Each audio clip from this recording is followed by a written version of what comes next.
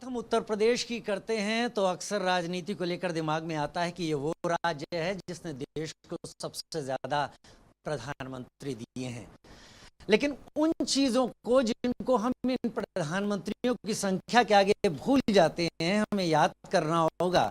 उत्तर प्रदेश ने देश को ऐसा युवा मुख्यमंत्री का सलाहकार दिया है 2001-2002 में, जो अपने आप में एक रिकॉर्ड है। उत्तर प्रदेश के ही इस शख्स ने भारतीय राष्ट्रीय अध्यक्ष जनता पार्टी को राजनीतिक सलाहकार 35 साल की उम्र में दिया है, जो एक अपने आप में रिकॉर्ड है कि इतनी कम उम्र में इतनी मैच्योरिटी किस तरीके से आती है और उसके पीछे क्या मेहनत लगती है। हमारे साथ इस वक्त मौजूद हैं बीजेपी के राष्ट्रीय प्रवक्ता, लखनऊ से आने वाले 2019 में राज्यसभा सांसद बने, जिनके सामने विपक्षी कोई उम्मीदवार नहीं खड़ा कर पाए, सुधांशु त्रिवेदी जी। बहुत स्वागत है सर आपका हमारे साथ। कहा जाता है कि आप एनसाइक्लोपीडिया हैं, जब बोलने पर आते हैं तो किताबों के पन्ने खुलने लगते हैं पन्नों के नंबर के साथ। जब भारत के इतिहास और भारत की संस्कृति की बात होती है तो आज के दौर में कहा जाता है बीजेपी और बीजेपी के प्रवक्ता इसके बारे में बहुत बात करते हैं, लेकिन कहा यह जाता है कि साइंटिफिक चीज़ें बात करिए वो प्रगतिवादी होती हैं, विपक्ष ये बातें करता है, लेफ्ट कहता है इस तरह से आगे बढ़िए, वेस्ट की नॉलेज कहती है कि यही आगे बढ़ना सही होगा। वो सारा का सारा मिथ से जुड़ा हुआ है, यानी माइथोलॉजी है। पहला सवाल मैं आपसे इसी पर लेना चाहूँगा। भारत की संस्कृति, सभ्यता, ये जब आप सामने रखते हैं, चुनौतियाँ कितनी होती हैं? देखिए, भारतीय संस्कृति की विशेषता यह है कि जो जो साइंस आगे बढ़ी त्यों त्यों भारतीय संस्कृति की प्रामाणिकता आगे बढ़ी। हमारी जनरेशन के जो लोग हैं या उसके आगे पीछे वाली एक जनरेशन ने भी निश्चित रूप से यही पढ़ा होगा। अभी प्रयाग का महाकुंभ हुआ है तो हम लोग क्या पढ़ाया जाता था? Prayag is on the conference of Ganga Jamuna and the mythical Saraswati. Ganga Jamuna और काल्पनिक सरस्वती के तट के ऊपर प्रयाग बना है। अब 1990 में नासा की पिक्चर में दिख गई सरस्वती, साइंस आगे बढ़ी, प्रामाणिकता दिख गई। अब आप आइए साहब, राम मंदिर के बारे में 1976 में खुदाई हो रही थी और जब उसमें खंबे मिलने लगे तो न सिर्फ वो खुदाई रुकवा दी गई, क्योंकि के मोहम्मद साहब उस ज्वाइंट डायरेक्टर के रूप में उसको लीड कर रहे थे। उन्होंने अपनी बुक में लिखा है कि वामपंथी इतिहासकारों के दबाव में इंदिरा जी की सरकार ने उसको रुकवा दिया, और रुकवाया नहीं, कोर्ट से स्टे लगवा दिया, कोई खुदाई नहीं होगी। मगर क्या बताएं, ग्राउंड पेनिट्रेशन रेडार टेक्निक आ गई, यानी जमीन के अंदर आप रडार मार कर ही देख सकते हैं कि नीचे क्या है। जैसे ऑपरेशन करने की जरूरत नहीं है, अल्ट्रासाउंड से देखा जा सकता है कि आपकी बॉडी के अंदर क्या है। मंदिर निकल आया। अब आप आइए, राम सेतु कैसे दिखा नासा की सैटेलाइट पिक्चर में। अब मैं बिल्कुल एक लेटेस्ट बात बताता हूं। कई लोग कहते हैं साहब वो बाद में हो जाता है, वो आप पहले नहीं बताते। आज बच्चा पैदा होता है तो डॉक्टर क्या कहते हैं? एम्बिलिकल कॉर्ड उसकी संभाल के रखिए, क्योंकि इसके डीएनए एनालिसिस से बताया जा सकता है कि बच्चे को जिंदगी में कौन कौन से रोग होने की संभावना है और किस उम्र में वो रोग होने की संभावना है। आपको पता होगा तो आप उससे पहले अपने लाइफस्टाइल को मैनेज कर सकते हैं।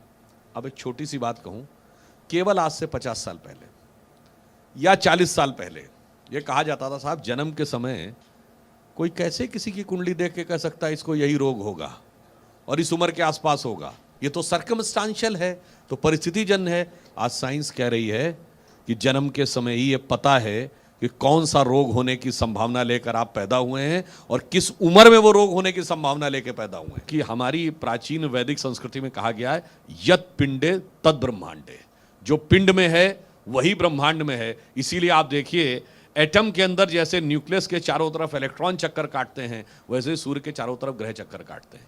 तो मैंने सिर्फ इसलिए कहा, ज्यों ज्यों विज्ञान आगे बढ़ रहा है त्यों त्यों भारतीय संस्कृति की श्रेष्ठता आगे बढ़ रही है। याद करिए, केवल 50-60 साल पहले की तो बात है। कहते थे वो आदमी तो चांद पे पहुंच गया, तो अभी तक गाय के गोबर पे पड़े हो। मैकेनाइज फार्मिंग, केमिकल फर्टिलाइजर क्यों नहीं करते? आज क्या कहते हैं? गाय के गोबर से खेती करो, ऑर्गेनिक फार्मिंग। 50 साल पहले कहते थे अरे ये फूल पत्ती खाने से कोई इलाज नहीं होता भाई, मॉडर्न मेडिसिन खाओ, टेरामाइसिन, क्रोसिन, मेटासिन। आज क्या कहते हैं? हर्बल मेडिसिन खाओ, केमिकल मेडिसिन अवॉइड करो।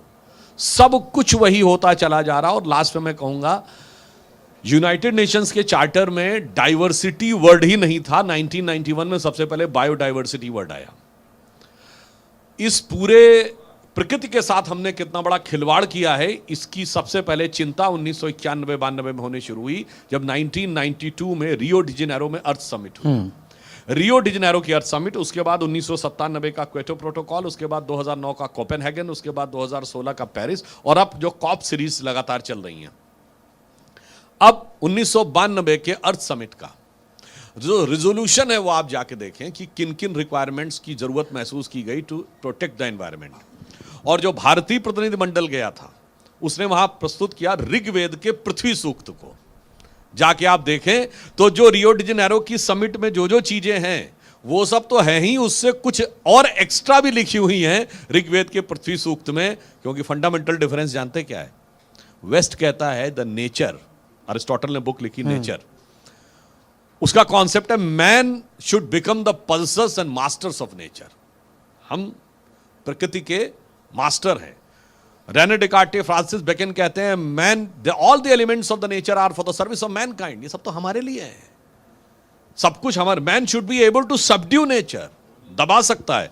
हमारे यहां क्या कहा गया ऋग्वेद? माता भूमि पुत्रो हम पृथिव्या। इसलिए हम माता मानते थे और आप मास्टर मानते थे, तो आप प्रकृति का शोषण करने में लग गए।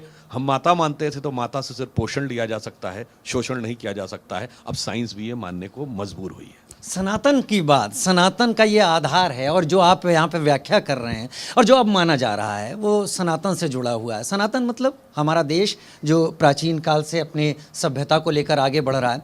वर्तमान में कुछ लोग सनातन और हिंदू राष्ट्र को एक साथ देख रहे हैं। बाबा बागेश्वर हुए, रामभद्राचार्य जी हुए, वो एक मुहिम चला रहे हैं कि हिंदू राष्ट्र होना चाहिए। वो कह रहे हैं हम आंदोलन नहीं कर रहे हैं, हम आंदोलित कर रहे हैं और सभी हिंदुओं को एक कर रहे हैं।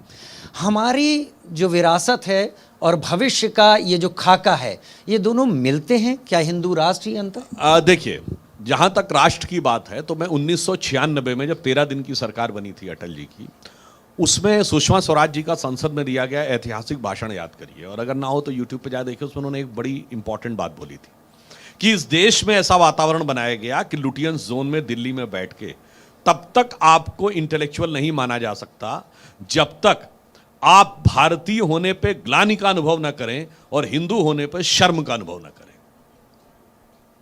अब वहां से परिस्थिति में बदलाव, और मैं इसलिए यह बताना चाहता हूं कि हम विश्व की एकमात्र ऐसी सभ्यता है, एकमात्र ऐसा देश है जो अपने लिखे इतिहास को प्रामाणिक नहीं मानता।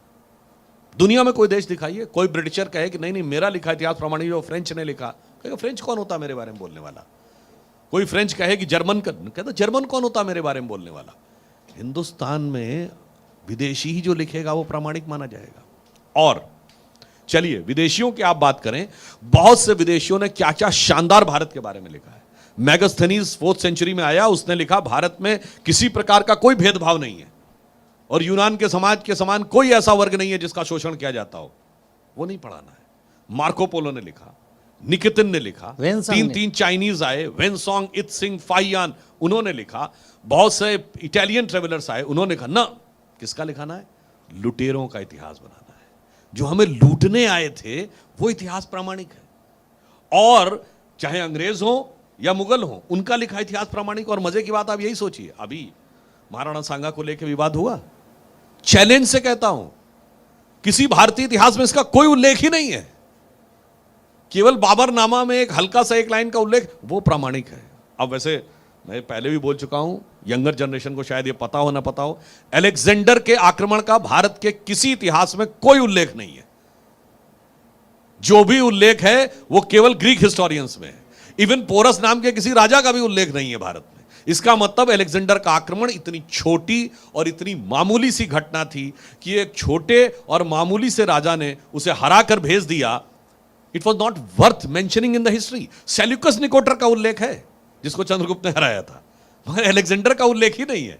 और आप ये सोचिए, इसके बावजूद अब जो लोग ये भी मानते हैं अलेक्जेंडर जीता था, तो ये तो मानते ना राजा नंद की सेना के बारे में पता लगा तो वो भाग गया। हम तो मानते हैं हार के भागा। जो उसको जीता हुआ मानते हो कहते हैं सेना के नाम डर के भागा। तो कहावत क्या होनी चाहिए? जो भागा वही सिकंदर। और कहावत क्या है? जो जीता वही सिकंदर। ये जो मानसिकता बना के रखी गई है भारतीय समाज में, इस मानसिकता से धीरे धीरे बाहर आने की बात है, और इसमें कोई अन्य दूसरी कोई ऐसी बात नहीं। यानी ये जो कहानियां रची गई, इसी के बल पर भारतीय इतिहास को माइथोलॉजी यानी मिथ से जोड़ दिया गया। ये सब मिथ है, ये कहानी है। वैसे एक और बात आपको बात बताऊं, ये जो माइथोलॉजी शब्द इंग्लिश का है, मिथ, इसकी स्पेलिंग क्या है? MYTH, myth. तो संस्कृत का शब्द है। ये मिथ्या शब्द से मिथ बना है। मिथक शब्द हिंदी का है। आप सब ने आदि शंकराचार्य जी का वो वाक्य सुना होगा, ब्रह्म सत्यम जगन मिथ्या। संस्कृत से निकला हुआ मिथ्या, पहले तो ये समझिए। दूसरी बात, ये माइथोलॉजी क्यों बता दी गई? इसलिए देखिए, उन्होंने हमारी सारी हिस्ट्री, कहा वेद जो थे वो 1500 से 1200 ईसा पूर्व के आसपास लिखे गए। क्यों उन्होंने 1500 ईसा पूर्व से आगे वो पीछे ले जाने को तैयारी नहीं थे? उसका एक कारण बताता हूं।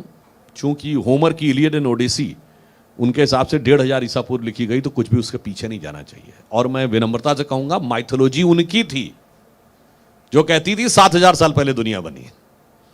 माइथोलॉजी उनकी थी जो कहते थे 14000 साल पहले दुनिया बनी। अपनी माइथोलॉजी को सच साबित करने के लिए हमारी अरबों साल पुरानी सभ्यता को, संस्कृति को उन्होंने माइथोलॉजी कहा। और तब वो हमारे ऊपर हंसते थे, ये क्या बात करते हैं लोग, करोड़ों करोड़ों साल कैसे हो सकता है? आज दुनिया उनके, वो विज्ञान उनके ऊपर हंस रहा है। कार्ल सेगन एक बहुत बड़े साइंटिस्ट हुए, जो मैंने पहले भी कई बार बोला है, जो वॉयेजर का जो एक वो उन्होंने कोड बनाया था जो एक्स्ट्रा टेरेस्ट्रियल सिविलाइजेशन के लिए, उनका वीडियो अवेलेबल है, आप जाके चेक कर सकते हैं। वो कहते हैं कि हम ये मानते हैं कि हमारा जो संवत है वो ब्रह्म संवत 1 अरब 97 करोड़ साल से आता, 1.97 बिलियन। और जो हम सृष्टि की रचना मानते हैं वो 331 ट्रिलियन मानते हैं, यानी ब्रह्मांड की इनकी वर्तमान आयु से ज्यादा। बट कार्ल सेगन कहता है only the calculation of ancient Hindus matches with the modern cosmological calculations. ये बिलियंस की बात कर रहे हैं, बाकी कोई तो हजारों से ऊपर बढ़ा ही नहीं। तो आप समझिए, अपनी माइथोलॉजी को सच साबित करने के लिए विज्ञान को माइथोलॉजी सिद्ध करने का प्रयास किया। अब धीरे धीरे साइंस आगे बढ़ रही है, तो जिसे हम कहते हैं ना, अरुण गगन पर महाप्रगति का अब ये मंगल गान उठा, करवट बदला अंगड़ाई ली, सोया हिंदुस्तान उठा। अब हिंदुस्तान उठ रहा है तो सब कुछ सच सच दिखाई पड़ना शुरू हो रहा है। पन्ने खुलने शुरू हो गए एनसाइक्लोपीडिया के, जो सुधांशु जी से हम उम्मीद करते हैं। लेकिन उन पन्नों पर एक एक कॉमा लगाने की जिम्मेदारी हमारे साथ मौजूद कुछ मेहमानों की भी है। रवि अरोड़ा पॉलिटिकल एनालिस्ट के तौर पर मेरे साथ इस वक्त जुड़े हुए हैं। मेरे साथ मीनाक्षी राजवंशी भी जुड़ी हुई है पॉलिटिकल एनालिस्ट के तौर पर, निपुण आलम बयान इंटरनेशनल अफेयर्स एक्सपर्ट के तौर पर, संजीव कौशिक पॉलिटिकल एनालिस्ट, और विश्वेंद्र कुमार सीनियर जर्नलिस्ट के तौर पर। सबसे पहले मैं निपुण आलम बयान आपको यहाँ पर दावत देना चाहूँगा। अंतर्राष्ट्रीय मामलों के जानकार हैं निपुण जी आप। सुधांशु जी से आपका सवाल अंतर्राष्ट्रीय मामलों पर क्या होगा?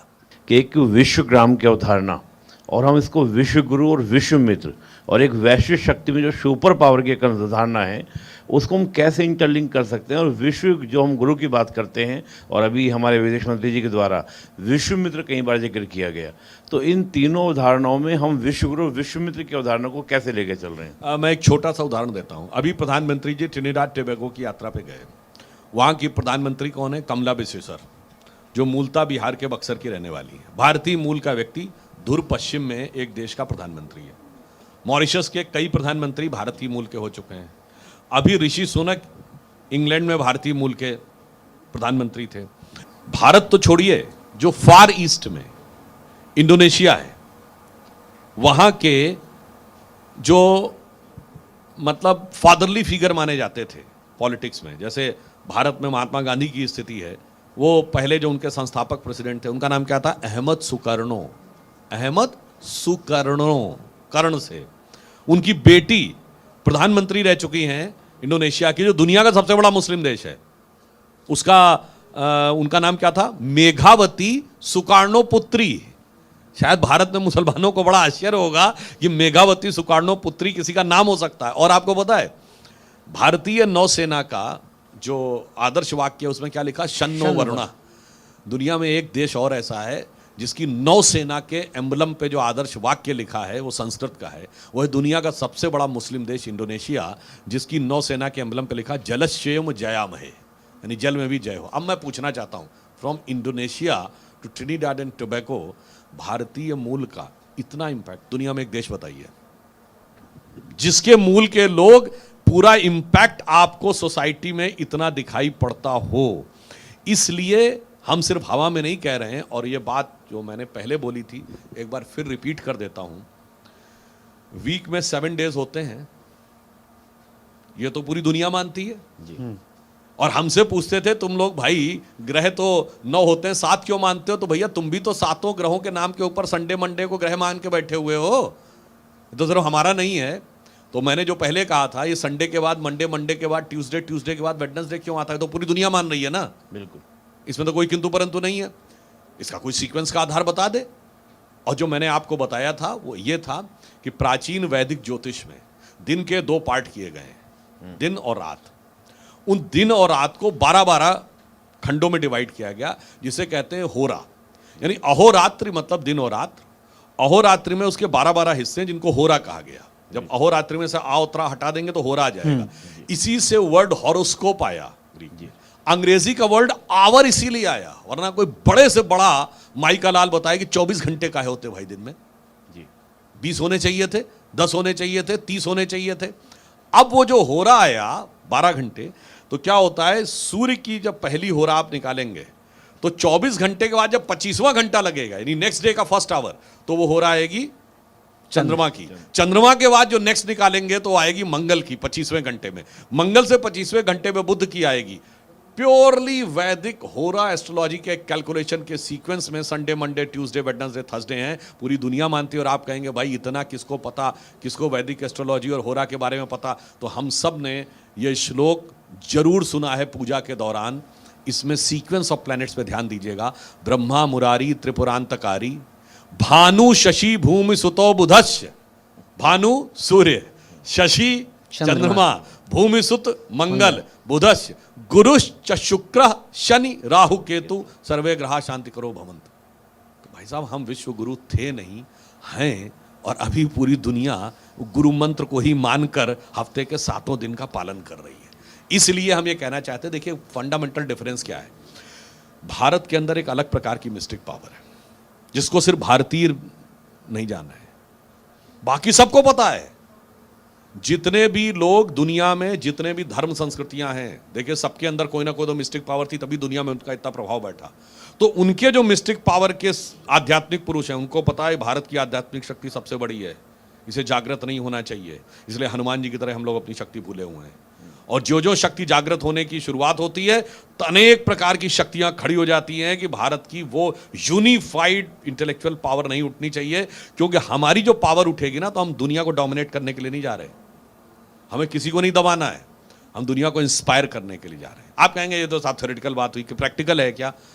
जब प्रधानमंत्री श्री नरेंद्र मोदी जी ने योग दिवस की शुरुआत की तो 177 देश को स्पॉन्सरर बने। सपोर्टर नहीं, एक होता प्रस्ताव का समर्थन नहीं, को स्पॉन्सरर, सह प्रस्तावक। और पिछले साल 24 में जब प्रधानमंत्री जी ने न्यूयॉर्क में योग किया था, 142 देशों में एक साथ योग हुआ था। अब सोचिए 142 देशों में, जिसमें 40 से अधिक मुस्लिम देश शामिल हैं। 40 मुस्लिम देश शामिल हैं भारत में, चाहे जो वो बोले। आप सोचिए जब व्यक्ति योग करता होगा उसको स्वास्थ्य में जो बेहतरी महसूस होती होगी, तो वो भारत की ज्ञान परंपरा से सीधे प्रभावित हो रहा है ना। दुनिया में कोई देश बताइए जिसके पास ये चीज हो के प्रभावित। और मैं साफ कहता हूं, इसमें कोई अन्यथा बात, योग हमारे शुद्ध वैदिक दर्शन का हिस्सा है। षट वैदिक दर्शन है, सांख्य, न्याय, वैशेषिक, योग, मीमांसा, वेदांत, उसमें से एक योग है। और ये जिसको आप योगासन कहते हैं, basic, very basic, preliminary, fundamental योग तो बहुत बड़ी चीज, इट्स लाइक ABCD। वो शेक्सपियर का लिटरेचर तो बाद में पढ़िएगा जाके। इसलिए उस बेसिक ABCD से अगर दुनिया के अरबों लोगों को पॉजिटिवली इंस्पायर करने की क्षमता रखता है तो सिर्फ भारत रखता है। बस इस शक्ति को रोकने के लिए बाहर और अंदर बहुत सारी शक्तियां सक्रिय हैं। ठीक है, आपने बड़ा बेहतर यहाँ पर बताया, लेकिन आपने एक बात और बोली सुधांशु जी, आपने कहा हनुमान जी की तरह शक्तियां भूले हुए हैं। जामवंत की तरह जगाने के लिए क्या प्रधानमंत्री मोदी आ रहे हैं? देखिए किसी न किसी को तो भगवान आधार बनाते ही हैं। और ये मैं देखिए आपके चैनल पर बैठा हूं तो एक चीज़ याद दिलाता हूं। 16 मई 2014 को जब प्रधानमंत्री श्री नरेंद्र मोदी जी के नेतृत्व में भारतीय जनता पार्टी को स्पष्ट बहुमत मिला, तो 18 मई 2014 को लंदन के संडे गार्डियन ने, अब हम लोग यहां संडे गार्डियन, लंदन के संडे गार्डियन ने एडिटोरियल में लिखा। उसका एडिटोरियल का शीर्षक क्या था? India second tourist with destiny. ये जवाहरलाल नेहरू की 14-15 अगस्त 1947 को जो स्पीच दी गई, जिसको कहते थे ट्रिस्ट विद डेस्टिनी, यानी नियति के साथ भारत का दूसरा मिलन। और आगे उसमें वो लिखता है कि लंबे समय तक भारत में आजादी के बाद उन विचारों का शासन रहा जिनके ऊपर ब्रिटिश कॉलोनियल लीगेसी का माइंडसेट पूरी तरह हावी था। पहली बार भारत के इतिहास में एक ऐसे विचार के हाथ में एब्सोल्यूट पावर आई है जिसके ऊपर ब्रिटिश कॉलोनियल लीगेसी का कोई इंपैक्ट नहीं है। तो उसमें जाके चेक करिएगा, जानते हो वर्ड क्या लिखा है? So 16th of May 2014 should be remembered in Indian history as the day on which Britishers finally left India. तो अब जागृत होने की शुरुआत होनी शुरू हो रही है और इसीलिए आपने देखा कि विदेश से बहुत अनेक प्रकार की चीजों का, और कोई कहे साहब कैसे मान लें, बहुत से लोग कहते हैं ना 2014 के बाद ऐसे कैसे आपने कहा। अब मैं आपको बताना चाहता हूं, आजादी हमें जिसे कहते हैं स्वराज्य मिला, मगर उसमें स्व का बोध कैसे टुकड़ों टुकड़ों में आया। 15 अगस्त 47 को हम आजाद हुए, ये 1 साल तक गवर्नर जनरल क्यों रहे भाई माउंटबेटन? यहां पाकिस्तान का गवर्नर जनरल तो नहीं रहा, 1 साल तक ब्रिटिश गवर्नर जनरल रहा था। फिर ये किस प्रकार की आजादी? अब सुनिए, गवर्नर जनरल ब्रिटिश नहीं था, आर्मी चीफ कब तक ब्रिटिश था? 1949 general Francis Roy butcher. Air force chief पता है कब तक ब्रिटिश था? 1954 गेराल्ड गिब्स। और नेवी चीफ कब तक ब्रिटिश था? 58 स्टीफन कॉर्लॉयल। और 68 तक इंडिया गेट पर जॉर्ज फिफ्थ की मूर्ति। और 77 तक सारी ऑल इंडिया सर्विसेज के एग्जाम सिर्फ और सिर्फ इंग्लिश में होते थे, सिर्फ और सिर्फ इंग्लिश में। और 97 तक भारत का बजट शाम को 5 बजे प्रस्तुत होता था। क्यों? अंग्रेज ट्रेडिशन बना के गए थे कि जब इंग्लैंड में 11:30 बजे होंगे तो भारत में बजट उसके हिसाब से होगा। अटल जी की सरकार के टाइम में जाके चेंज हुआ, फिर मोदी जी की सरकार के टाइम में आकर वो 1 मार्च की बजाय 1 फरवरी हुआ। तो इसलिए मैं कह रहा हूं, जो लोग ये कहते हैं वो बिल्कुल सच। संडे गार्डियन ने लिखा था कि पूरा ब्रिटिश कॉलोनियल लीगेसी का माइंडसेट था। अब धीरे धीरे भारत उससे निकलना शुरू हुआ। मोदी जी उसके एक माध्यम बने हैं जो नियति ने तय किया है। हमारी संस्कृति में कई चीजें हैं और उसमें हमारी भाषा भी है। भारत में बहुत भाषाएं हैं, हर भाषा आगे बढ़ रही है, पल्लवित हो रही है। संस्कृत आधार कहा जाता है, लेकिन फिर भी अनेकता में एकता का यही एक सूत्र है कि भारत कलेक्टिवली साथ में चलता है।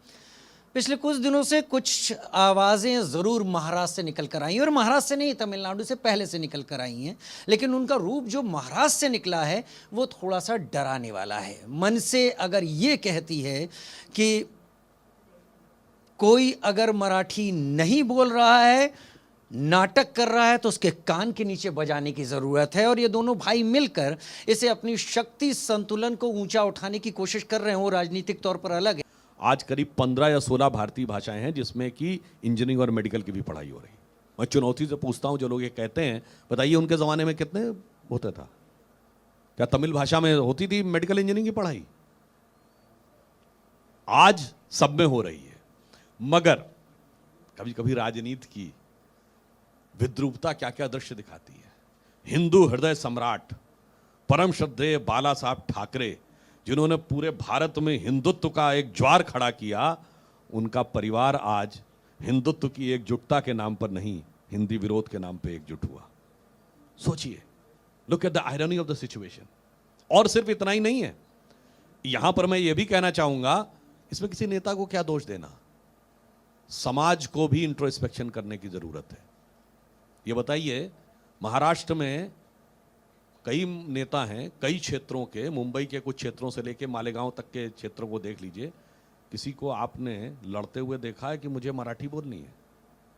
कभी असदुद्दीन ओवैसी को इस बात के लिए लड़ते हुए देखा है कि मुझे तेलुगु बोलनी है? कभी बदरुद्दीन अजमल को इस बात के लिए लड़ते हुए देखा है कि असमिया बोलनी है? कभी महबूबा मुफ्ती को इस बात के लिए लड़ते हुए देखा है कि मुझे कश्मीरी बोलनी है? कभी मौलाना मदनी को इस बात के लिए लड़ते हुए देखा है कि हमें तमिल बोलनी है? भाषा की सुंदर विविधता को विभाजकता बनाने का जो एक प्रयास है, उससे हर भारतीय को सावधान रहने की जरूरत है। इसलिए मैं कह रहा हूं, हर समाज से कुछ सीखने की जरूरत है, और जो नहीं सीखता वो अपनी अस्मिता समाप्त कर देता है। और ये बात मैं पूरी विनम्रता से और दृढ़ता से कह रहा हूं। आज जितने भारतीय भाषाएं हैं, हर प्रांत के लोगों से मैं कहता हूं, पता करिए साहब, 50, 60, 70 साल पहले कितने बच्चे आपकी भाषा के माध्यम पढ़ते थे, कितने अंग्रेजी में? आधे से कम रह गए आज उस मूल भाषा में पढ़ने वाले, सब अंग्रेजी चली गई। दूसरी तरफ मुस्लिम समाज से सीखना चाहिए, उर्दू सीखने वाले बढ़ गए। आज स्थिति यह है कि कर्नाटक में कांग्रेस की सरकार है, वहां भी तो कन्नड़ भाषा को और हिंदी को लेकर हुआ था। चिकमंगलूर जिले में आंगनवाड़ी में कर्नाटक सरकार ने सर्कुलर जारी किया कि भाई यहां पर कन्नड़ के साथ उर्दू भी आनी चाहिए, क्योंकि इस इलाके में 40% मुस्लिम रहते हैं। फूड फॉर थॉट है, सोचिए, तब आप समझिए कि यह भाषा को लेकर जो हो रहा है, यह राजनीति कहां ले जा रही है। और वैसे हर भाषा के अंदर एक सुंदरता है। मराठी भाषा के अंदर कई से ऐसे शब्द हैं जो उसके इक्विवेलेंट हिंदी शब्द से अच्छे हैं। आप दिल्ली में उतरते हैं तो क्या हवाई जहाज बोलता है? इंदिरा गांधी अंतर्राष्ट्रीय हवाई अड्डा। और जब आप मुंबई में आपका प्लेन उतर रहा होता है तो कहता है छत्रपति शिवाजी अंतर्राष्ट्रीय विमानतल। मैं आपके दर्शकों से पूछता, विमानतल अच्छा शब्द है या हवाई अड्डा? बताइए। हॉस्पिटल आप कहते हैं, अस्पताल हिंदी में। ये तो इंग्लिश के हॉस्पिटल का एक क्रूड ट्रांसलेशन है। आप मुंबई में जाइए तो जैसे हम लोगों की, मैं पहले 2005 में गया तो वहाँ हमारी राष्ट्रीय परिषद हो रही थी, तो लिखा हुआ था लीलावती रुग्णालय अणिशोधन केंद्र। अब बताइए, रुग्णालय इज अ बेटर वर्ड और अस्पताल इज अ बेटर वर्ड। मगर होता क्या है, उस विविधता को हमें एक साथ आत्मसात करना चाहिए। और मराठी हिंदी की तो खैर लिपि भी एक है, और ये किस प्रकार से भाषाएं जुड़ी रहती हैं, आप इसको ऐसे ही समझिए। सबसे बड़ी हिंदी फिल्म इंडस्ट्री महाराष्ट्र में है, और छत्रपति शिवाजी महाराज के ऊपर लिखी गई शिवा बावनी, जिसने शिवाजी महाराज को पूरे भारत में कोने कोने तक पहुंचाया, वो उनके राजकवि भूषण द्वारा हिंदी में लिखी गई है। और मैं महाराष्ट्र के भी लोगों से कहना चाहूंगा, एकजुटता देखनी है तो देखिए, छत्रपति शिवाजी महाराज के लिए एक नाटक है जानता राजा, बाबा साहब पुरंदरे का लिखा हुआ, जो खूब एनसीपी वाले भी करवाते हैं, शरद पवार साहब ने बहुत करवाया। उसमें अंतिम समय जब शिवाजी के राज्य का वर्णन है,